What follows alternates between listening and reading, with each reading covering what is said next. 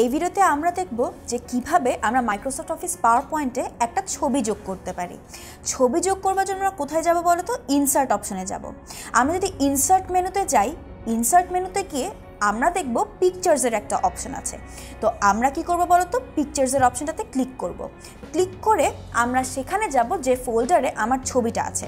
ধরো আমার ডেস্কটপে ছবিটা আছে, তো আমি ডেস্কটপে যাব। ডেস্কটপ থেকে আমি যে ছবিটা চাই সেই ছবিটাতে ক্লিক করে আমি কি করব? ইনসার্ট দিব। ইনসার্ট দিলে সেই ছবিটা কোথায় চলে আসবে বলো তো? সেই ছবিটা আমার এই স্লাইডে চলে আসবে।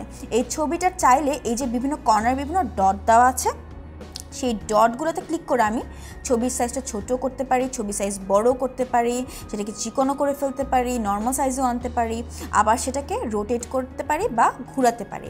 তাহলে আমরা কোথায় গিয়ে বলো তো ছবিটা আনলাম? আমরা ইনসার্ট অপশনে গেলাম। ইনসার্ট মেনুতে গিয়ে সেখানে পিকচার্স অপশন আছে। পিকচার্সে গিয়ে আমার যে জায়গায় যে ফোল্ডারে ছবি আছে সেই ফোল্ডারটাতে ক্লিক করলাম এবং সেই ছবিটাতে ক্লিক করে আমি কি করলাম বলো তো? ইনসার্ট দিলাম। ইনসার্ট দিলে আমার সেই ছবিটা আমার স্লাইডে চলে আসবে। আবার ছবিটা ডিলিট করতে হলে আমি ছবিটার উপর ক্লিক করে আমি কি করব বলো তো? রাইট ক্লিক করব। রাইট ক্লিক করে আমি ডিলিট করতে পারি, কিংবা আমি ছবিটাতে ক্লিক করে আমি কিবোর্ডে ডিলিট প্রেস করলে ছবিটা ডিলিট হয়ে যাবে। তাহলে ছবি অ্যাড করবার জন্য আমরা ইনসার্ট মেনুতে গিয়ে পিকচার্সে ক্লিক করলেই ছবিটা আমরা স্লাইডে অ্যাড করতে পারবো।